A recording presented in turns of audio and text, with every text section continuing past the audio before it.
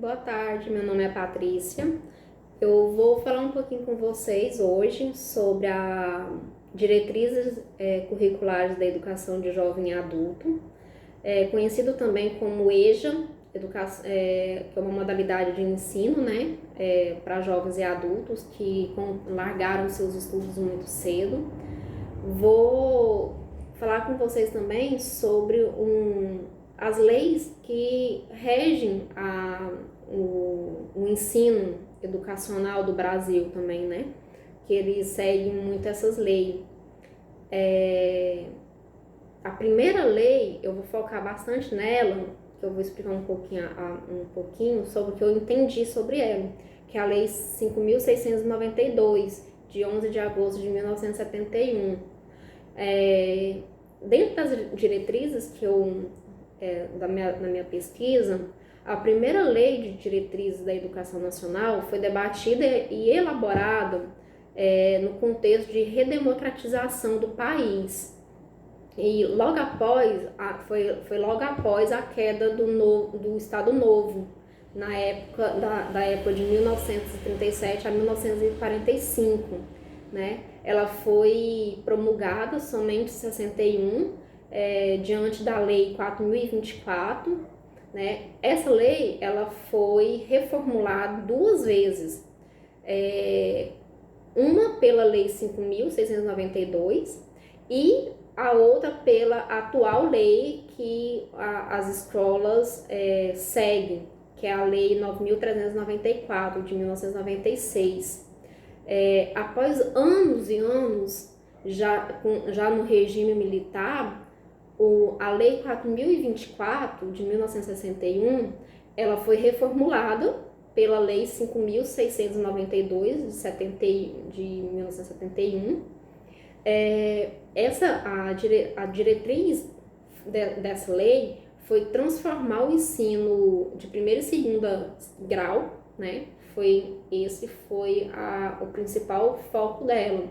O ensino de primeiro e segundo grau tinha por objetivo proporcionar ao aluno a formação necessária ao desenvolvimento de suas potencialidades, né? Com o elemento de autorrealização e lógico, a qualificação para o trabalho e o preparo do exercício consciente da cidadania, né? Essa lei aumentou a obrigatoriedade do ensino, mas também ela não teve, não teve a disponibilização de recursos materiais naquela época, né? E não teve a disponibilização dos recursos materiais e humanos adequados, né?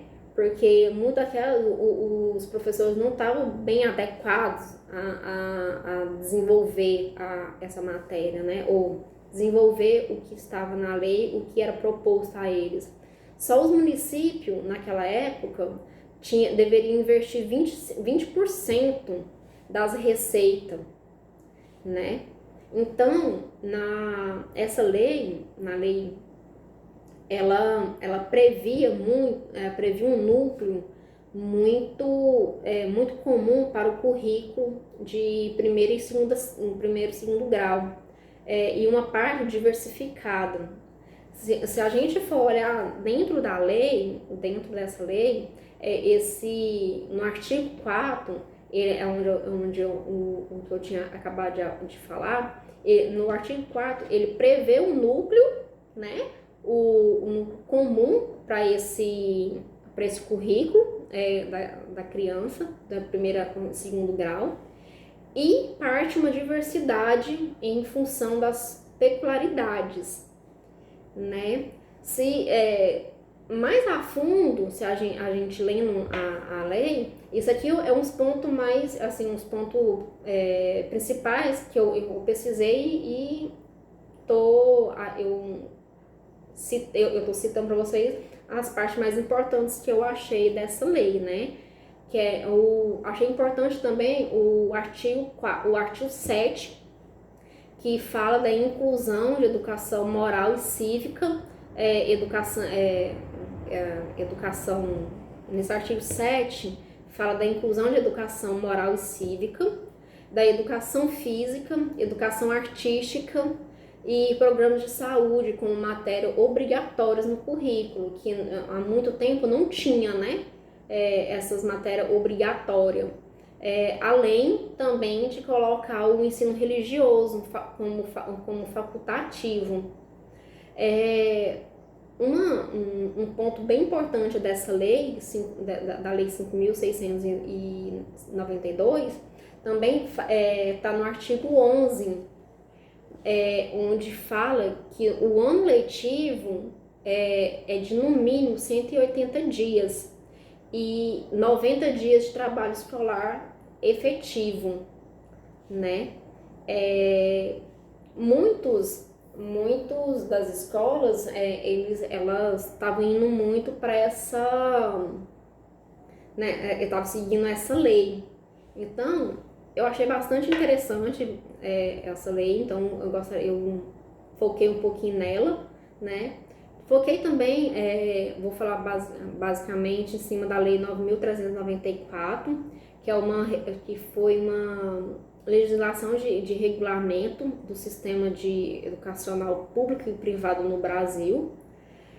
Nessa lei reafirma o direito da educação garantido pela Constituição Federal e estabelece os princípios da educação e os deveres do Estado em relação à educação pública, definindo assim a responsabilidade e um regime de colaboração entre os municípios, entre os estados e o Distrito Federal. Segundo essa lei também, a educação brasileira é dividida em 2 níveis, entre a educação básica e o ensino superior.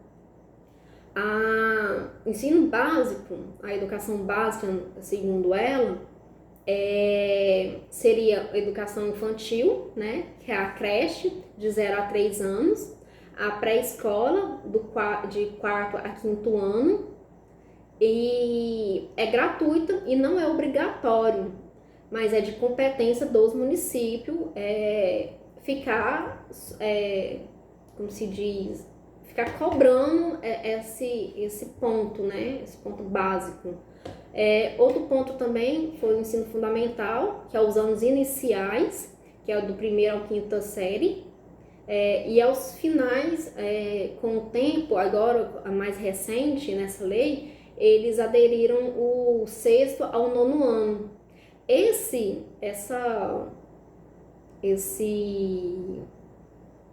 O ensino fundamental, na lei 9.394, o 6º ao 9º ano é obrigatório e gratuito, muito nas escolas públicas, né? A lei, ela estabelece gradativamente os municípios são os responsáveis por todo o ensino fundamental. Na prática, estão atendendo, né, aos anos iniciais e os estados os anos finais. Ou seja, do 1º ao 5º ano é responsabilidade do ensino, do 1º ao 5º ano é responsabilidade do município. E do 6º ao 9º ano é do estado. Então, ambos os dois pegaram a responsabilidade.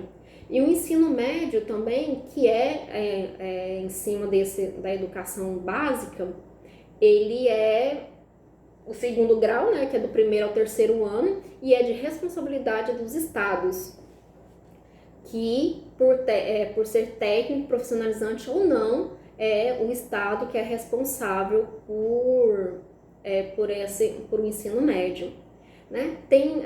Além disso, tem o ensino superior, que é de competência da União, podendo ser oferecido pelo Estado e pelo município, desde que, segundo a lei, desde que tenham atendendo, né, os níveis pelos quais os responsáveis em sua totalidade.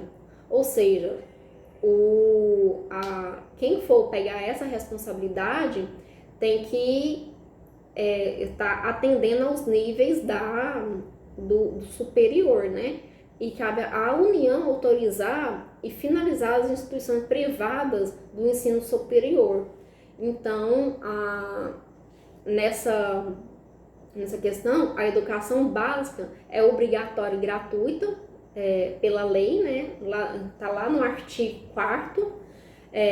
A carga, do ponto também, uma característica importante sobre nessa lei, que a carga horária, a carga mínima é de 800 horas distribuídas em 200 dias na educação básica, né? Isso está escrito, tá lá no artigo 24º. No entanto, como vocês sabem, devido a essa epidemia que tem no Brasil hoje, que infelizmente teve que fazer uma paralisação muito grande, no dia 1º de abril, se eu não estou errada, dia 1º de abril foi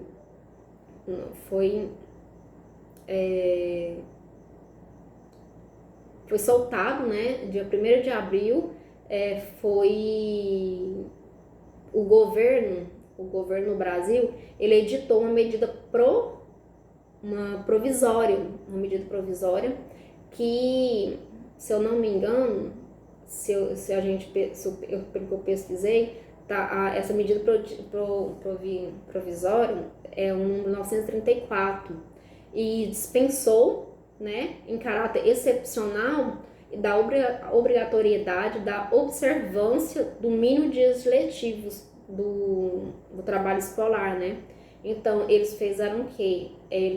Devido à epidemia do Covid-19, eles colocou, né, a obrigatoriedade da observância do mínimo de dias do ano letivo, porém, assim, só diminuiu a carga horária, só que para tentar chegar ao cronograma correto até o final do ano, para que os alunos não perdessem, né, não perdessem o ano letivo.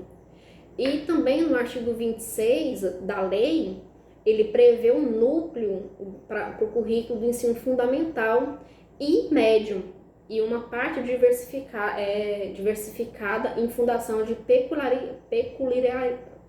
peculiaridades locais, né? Isso está lá no artigo 27 dessa lei.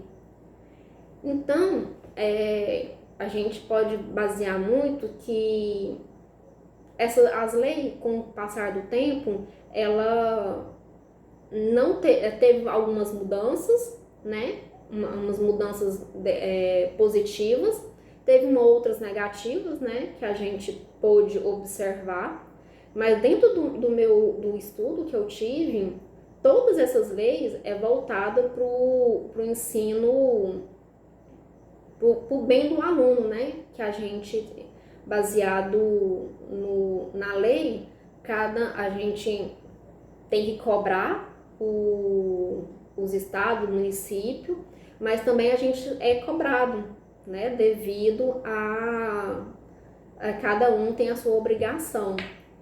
Eu acho, assim, o que eu entendi sobre a matéria e sobre essas leis foi mais ou menos isso.